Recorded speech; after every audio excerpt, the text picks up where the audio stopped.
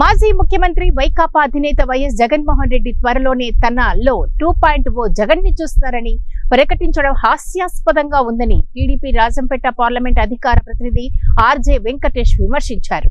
గురువారం మదనపల్లి తెలుగుదేశం పార్టీ కార్యాలయంలో ఏర్పాటు చేసిన విలేకరుల సమావేశంలో ఆయన మాట్లాడుతూ గతంలో ఒక అవకాశం ఇచ్చిన దానికి రాష్ట్రాన్ని సర్వనాశనం చేశారని విమర్శించారు. Polavaram, Amaravati, Visakha railway zone, Visakha steel plant తదితర ప్రధాన అంశాలను పక్కన పెట్టేసి రాష్ట్ర అభివృద్ధిని 20 ఏళ్లు వెనక్కి నెట్టారని విమర్శించారు. వైకాపా పాలనలో సర్వం కోల్పోయిన రాష్ట్రాన్ని CM Chandrababu Naidu, deputy CM Pawan Kalyan చక్కదిద్దుతున్నారని కొనియాడారు. రాష్ట్రంలో గుంతలమయంగా మారిన రహదారులను యుద్ధ ప్రాతిపదికన మరమ్మతులు చేసిన ఘనత కూటమి ప్రభుత్వానిదేనని తెలిపారు.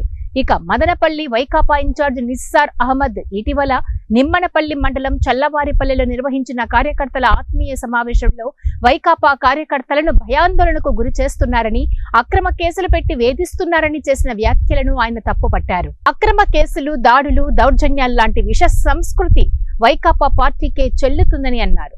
క్రమశిక్షణకు మారుపేరు తెలుగుదేశం పార్టీ అని, ఆ దిశగా నడుచుకోవాలని సీఎం చంద్రబాబు పార్టీ శ్రేణులకు దిశానిర్దేశం చేశారని అన్నారు.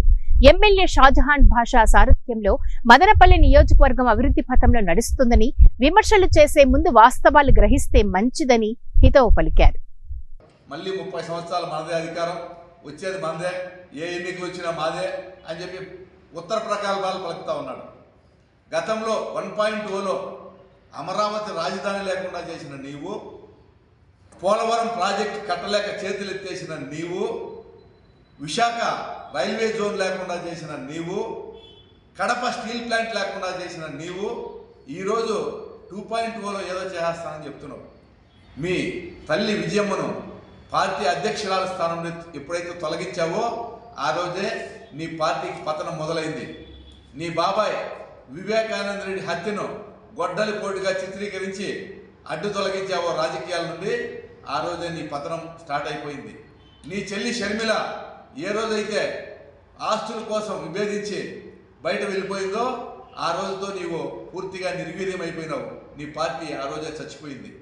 ఇక 2.0లో నువ్వు వచ్చి చేసేది ఏముంది?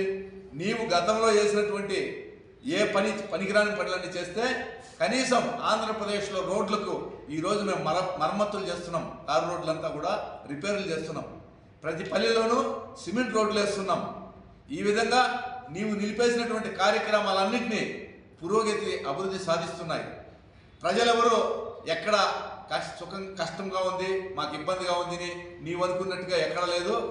ఎక్కడ కార్యకర్తల మీద దాడులు జరుగుతూ ఉన్నారని చెప్పి నువ్వు చెప్పే దాంట్లో ఎక్కడ కూడా నిజం లేదు.